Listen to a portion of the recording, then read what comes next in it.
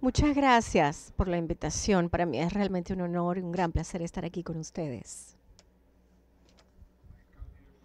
Vengo del estado donde están las montañas Rushmore y vengo a hablar de ustedes para el cáncer gástrico sobre los enfoques tempranos de evaluación y diagnóstico. Yo veo el papel que desempeño como la persona que comienza a hablar del tema. Comienza con el paciente a adentrarse en el tema. Hay un oncólogo radiólogo, un oncólogo internista y pues a mí me toca hablar del diagnóstico y las alternativas de tratamiento. Es una posición bastante única, diría yo, porque nosotros somos quienes llevamos la mala noticia.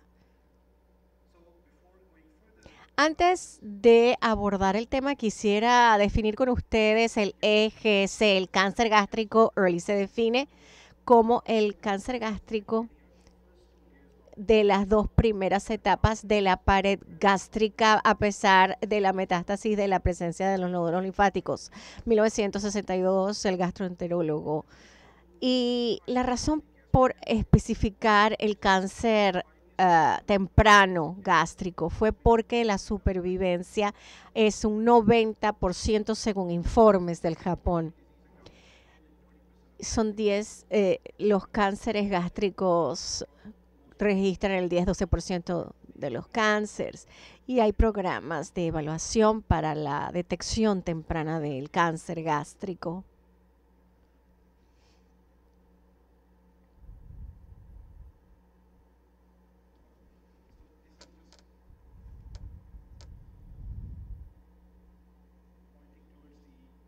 Estas son las capas del estómago, como ven en pantalla, la micosa dividida en las partes más superficiales y más profundas.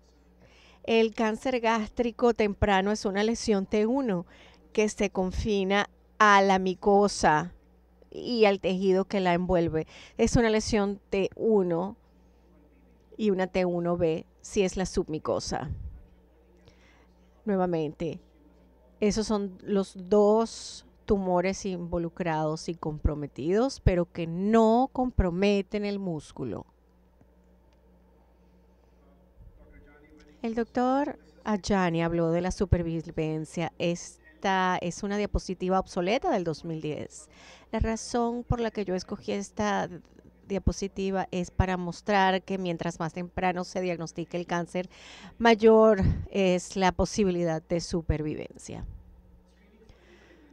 La evaluación de cualquier malignidad obviamente es buena para un tratamiento temprano y aumentar las posibilidades de supervivencia. Hay programas en Estados Unidos para la detección temprana del colon y es bastante baja en Estados Unidos como en el Reino Unido. Programas de diagnóstico temprano. En estos países, los programas Target para los pacientes que se les considera de alta propensidad son bastante apropiados y voy a enfocar el resto de mi charla el día de hoy. Cuando nosotros hablamos de una evaluación, se habla de 4 cosas. Son altos indicios de sospecha clínica, erradicación de infección H. pylori, reconocimiento y supervisión de las lesiones precursoras y el síndrome del cáncer gástrico por herencia. Del 60 al 90% de los pacientes tienen síntomas de dispepsia. Estos síntomas pueden ser sumamente vagos. Todo el mundo tiene algún tipo de inflamación, malestar, falta de apetito. Son síntomas bastante normales. ¿A cuántos se les trata con algún tipo de se les trata como si fuera una úlcera péptica y toman medicamentos que se compran sin receta médica? A veces vemos úlceras, pero una úlcera péptica puede puede simular en los casos del cáncer gástrico una lesión. A veces pensamos que es una úlcera sencilla y no le hacemos la biopsia para ver si hay una infección de H. pylori. Uno prosigue con la erradicación, así que es importante conocer este tema. Por otra parte, existe en GI que la úlcera se cura con una terapia en 4 o 6 semanas. Cuando se hacen endoscopias repetidas, por lo general no son malignas. Así que hay dos problemas. Como dije, el cáncer gástrico temprano puede ser una úlcera, presentarse como una úlcera que no se considera ser biopsia. Y también si están haciendo un tratamiento de terapia, hay algún tipo de los bordes de la úlcera si se les da este tratamiento, y en 4 o 6 semanas no es un periodo de tiempo para poder determinar si no es maligna, por lo que es muy importante siempre hacer una biopsia de una úlcera más allá de cualquier sospecha. Si no se cura, uno vuelve y hace nuevamente una biopsia el cirujano por segunda vez para para los dolores abdominales, pérdida de peso, dispepsia. Debe de hacerse una endoscopia si tienen alguna herencia de cáncer, y repetidas veces. Si vemos el manejo de la dispepsia según los lineamientos de la Escuela Americana de Gastroenterología, los pacientes de mayores de 60 años de edad presentan dispepsia. Hay recomendaciones para una endoscopía para hacerse a esta población si el paciente tiene alto riesgo de malignidad, como por ejemplo aquellas personas que han estado en un país de altas incidencias de cáncer en su infancia o tienen una historia de cáncer familiar. Incluso una endoscopia se puede hacer a una edad temprana o si tienen algún tipo de indicios a cualquier edad. La terapia para suprimir el reflujo puede dilatar el diagnóstico de un cáncer de estómago, de un cáncer gástrico. Se hicieron varios estudios, hasta 28 semanas de retardo se pueden del diagnóstico de cáncer si se hace una supresión del ácido del reflujo. No quiero adentrarme en los detalles sobre la H. pylori. Hay unas implicaciones, es una buena evidencia epidemiológica que aumenta el riesgo de cáncer gástrico por 3 o por 4. No hay una población con una alta historia de riesgo de cáncer. La gastritis es un proceso multifocal por H. pylori, y con la infección H. pylori se ve con gastritis atrófica. Hay 6 veces más de posibilidades de desarrollar cáncer gástrico. El cáncer gástrico, como el doctor Johnny dijo, es una enfermedad de progreso multidisciplinario, empezando con la diseminación, inflamación, gastritis crónica, atrofia gástrica, metaplasia, displasia y subsecuentemente el cáncer. Así que las dos lesiones precursoras que vemos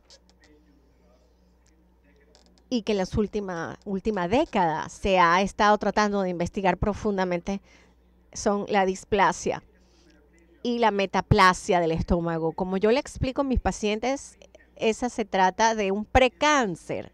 Histológicamente es idéntica a la metaplasia del esófago.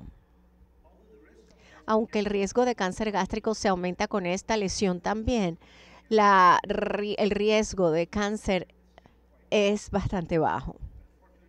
Desafortunadamente no tenemos datos epidemiológicos que nos muestren lo importante que es el diagnóstico temprano de la metaplasia gástrica para poder evitar el cáncer gástrico.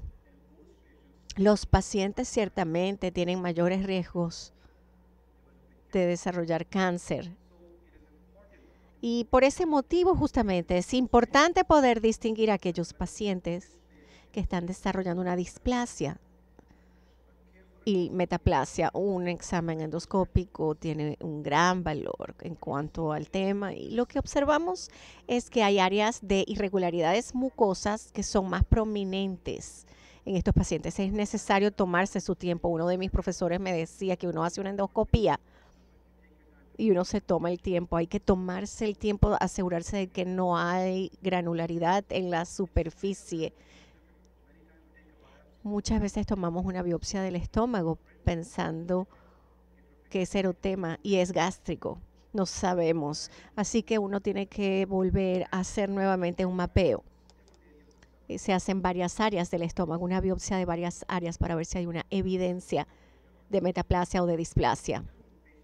Una vez que uno observa alguna de estas dos, es importante ver si hay metaplasia, que no haya displasia. Y luego se aumenta encontrar la displasia, endocarmina o metileno azul. Se pueden utilizar para poder ver más la displasia y dónde está ubicada. Pero las nuevas tecnologías se llaman confocal en macromacroscopia, y básicamente se trata de una biopsia endoscópica. En vivo se hacen muestras de la mucosa y se producen imágenes así con alta resolución de 1 a 2 micrones a 500 a 700 micrones. Y se utiliza un contraste para ver las áreas de la displasia en el paciente por vía intravenosa.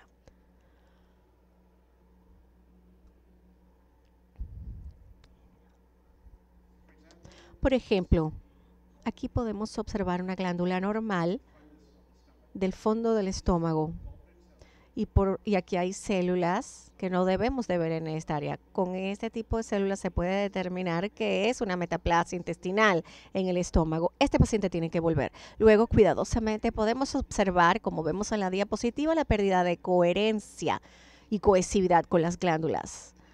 Tenemos aquí la pérdida de la arquitectura típica de las células. Esto es una displasia y no se puede ni siquiera volver a armar en una imagen las glándulas. Aquí tenemos una progresión que podemos observar de glándulas normales a la presencia de estas células goblet a una pérdida completa de la arquitectura de dicha célula.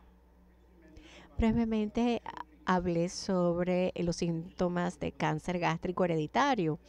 Arrejani fue quien mencionó por primera vez esto con una forma gástrica muy severa, hereditaria. Es hereditaria con un tumor difuso de aproximadamente el 25% de las familias tiene la supervivencia con endoscopia, que no es un beneficio de la distrectomía. FP, familial poliposis, este síndrome es un cáncer colorectal causado por la mutación del NFP y los pacientes tienen un 100% de cáncer colorectal de 50 a 40. Algunos de ellos terminan con una electolectomía, que es el tratamiento que se recomienda, pero también tienen el riesgo de desarrollar cáncer gástrico. El síndrome Hughes-Jaeger es para esta condición con una mutación de LK1 y nuevamente esto está relacionado obviamente con el cáncer gástrico. Y esto es para destacar lo importante que es tener un enfoque de sospecha. Son áreas hiperpigmentadas de la mucosa dentro del labio. Con una perendoscopia vemos que hay pólipos más prominentes y que uno de estos pólipos puede ser displásico. Yo vengo de aquí y así celebramos nosotros. A veces es en octubre, la Navidad. Diagnóstico. Los dos componentes: identificación de lesiones tempranas y la segunda parte de la displasia. Este es uno de los pacientes que tenemos. Se hizo para dispepsia una endoscopía. Pepe no se sintió bien el paciente refirió, el médico del paciente nos lo refirió. Esto está magnificado con una endoscopia. Hicimos una biopsia y es un carcinoma. Y con el ultrasonido endoscópico vemos esta área más oscura que penetra a la parte de la submucosa. Y esto es una T1B, una lesión T1B. Y aquí destacamos el papel que desempeña un examen cuidadoso endoscópico. Aquí tenemos a un paciente con el síndrome FP, tuvo una colectomía y estos pacientes tienen múltiples nódulos y pólipos en la mucosa, múltiples pólipos dentro del estómago. Estamos buscando realmente algo que es difícil de encontrar, pero si nos damos cuenta, aquí hay un borde entre la parte la parte granulosa y el pólipo. Aquí podemos observar una imagen de cerca de la endomicroscopía.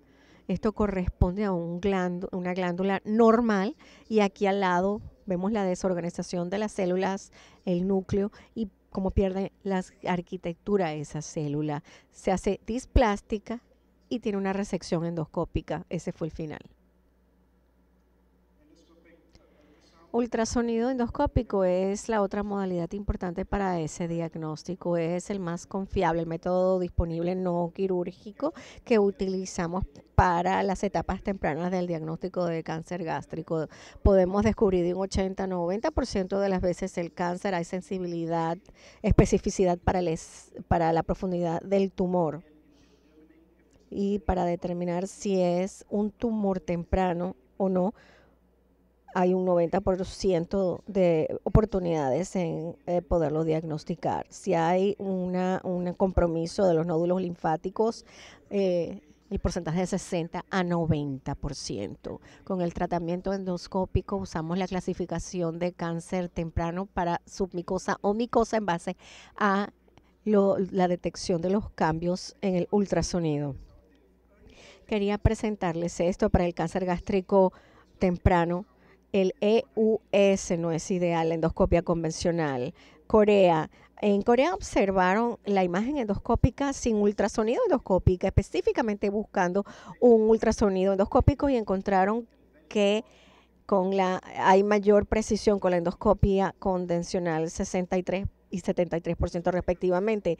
El ultrasonido endoscópico tiende a sobreestimar la razón gástrica y la otra subestima el cáncer.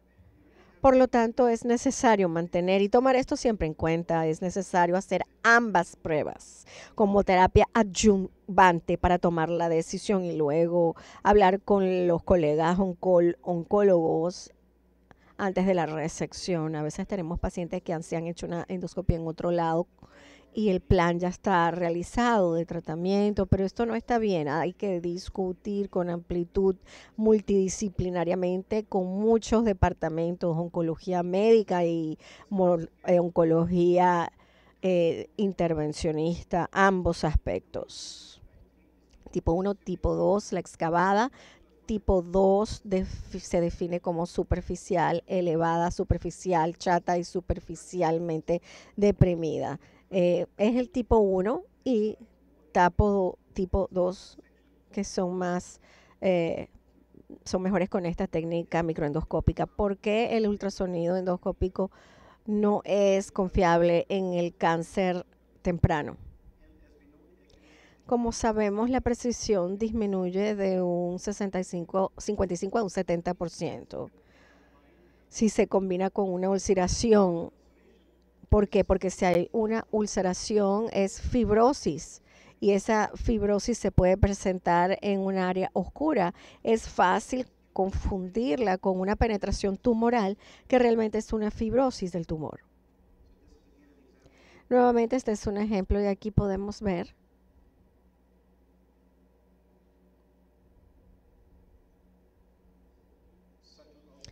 una úlcera sutil y en esta área podemos observar una lesión invasiva T1, la submicosa de las células T intacta. Con otra fotografía vemos que hay una penetración menor a la micosa. A veces se les llama T1B, pero aquí con una ulceración más profunda, casi se siente como que si fuera algo obliterante a la submicosa y va a la otra parte. A veces las personas le dicen lesión T2. Así que con el cáncer temprano, gástrico temprano, hay que tener mucho cuidado cómo hacemos las imágenes de ultrasonido solas. Tienen que hacerse completas con una endoscopia. Hablando de los enfoques endoscópicos, las dos terapias son las resecciones y las disecciones. Hemos estado haciendo MRI, son las resecciones endoscópicas para el secum, colorectal y pacientes con displasia, hiperdisplasia. Se pueden hacer de una manera muy sencilla en una oportunidad, a veces sí hay que hacerlo en 2 oportunidades. Pero para el cáncer gástrico temprano, la resección mucosal endoscópica no debe hacerse. No es lo que hacemos en este momento. El tratamiento para el cáncer gástrico es la disección submucosal endoscópica. Existen los riesgos de la resección, eliminación del área que puede dejar islas tumorales, y a pesar de que uno quiera obliterar y retirar y quemar completamente la lesión por APC o por la lesión terminal, puede que se queden islas. En la disección submucosal endoscópica vemos en teoría algo muy sencillo. Básicamente es una inyección a la submucosa, se desarrolla un globo y allí se trabaja en la submucosa para reseccionar, disectar, así que no hay islas tumorales que permanecen. Sí requiere de mucha pericia. Estamos trabajando en Estados Unidos para cada vez hacernos más expertos en la disección submucosal endoscópica y saber cómo hacerlo correctamente. Es uno de los retos que enfrentamos, pero cada vez hay más personas que están siendo tratadas de esta manera y hay más personas, cada vez más expertos que vamos a comenzar a ver. Y esto demuestra la lesión con las flechas, la lesión temprana, destacada endocarmin o endoscopia, y luego la endoscopia con la resección en bloque, sin dejar islas tumorales en ningún sitio. Nuevamente, el cáncer gástrico temprano y los enfoques endoscópicos son de 83 al 90% de los casos y 73 al 92% de los casos respectivamente con ambas técnicas. Entonces, de los japoneses, la Asociación de Cáncer Japonesa destaca a los pacientes que son mejores candidatos para la disección submucosal endoscópica para el cáncer temprano. Son los cánceres microscópicos menos de 2 centímetros y solamente con diferenciación, con el caso de uno deprimido. 2 centímetros, lesión protuberante. Si se acuerdan de la clasificación, este es el tipo 1 o tipo 2. Lesiones tipo 1 o tipo 2. Luego, tienen el criterio más amplio que incluye al cáncer diferencial a pesar del tamaño, no importando el tamaño del tumor. Y los pacientes con este cáncer con ulceración, si es menos de 3 centímetros, lo cual cambió. Previamente, todo el mundo con ulceración no se sugería para una disección endoscópica. Y por último, menos de 3 centímetros que invaden más de 5 micrómetros y con una invasión pueden ser unos candidatos. Quería yo hacer un comentario relevante. Las últimas 2 categorías, con la ulceración y los pacientes con la penetración en la submucosa, son sumamente difíciles de determinar, y yo pienso que como endoscopista en Estados Unidos, a donde yo practico, yo no creo personalmente que uno debe de hacer la disección para esas 2 lesiones, solamente para las lesiones de menos de 2 centímetros sin ulceración, y el resto de las lesiones se tienen que ser referidas. El otro tipo de lesiones se refieren a otro colega. Ventajas de SD, mínimamente invasivo, le ayuda a hacer una resección en bloque, eliminar las islas tumorales, los riesgos, perforación, sangrado, necesidad de una terapia severa, tal como la cirugía, y supervisión continua, obviamente, después del procedimiento. En conclusión, la temprana detección del cáncer gástrico para el tratamiento, pues resulta mejor. El programa para Estados Unidos no es efectivo desde el punto de vista de costo porque hay una baja incidencia. Un programa de evaluación identifica a las personas que tienen que ser evaluadas de manera mejor. No hay un reemplazo. Esa es la clave, el cuidado para la metaplasia y para la displasia, los métodos endoscópicos y de ultrasonido. Y la disección es lo que se recomienda. Sin embargo, estas decisiones tienen que hacerse de manera multidisciplinaria con distintos colegas especialistas. Gracias por su atención.